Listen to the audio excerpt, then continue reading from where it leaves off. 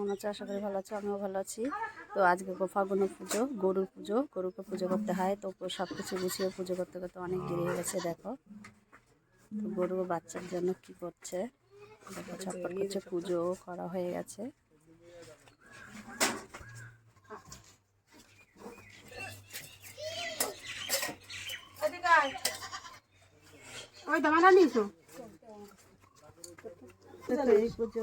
এই পুজো করলে পরে দই খই, তারপরে আলু চাল আর পায়েস এইসব প্রসাদ দেওয়া হয়। দেখো পুজো করা হয়ে গেছে। প্রসাদ দেওয়ার জন্য সব কিছু নিয়ে গেছে। দেখো সব আস্তে আস্তে নিয়ে যাচ্ছে।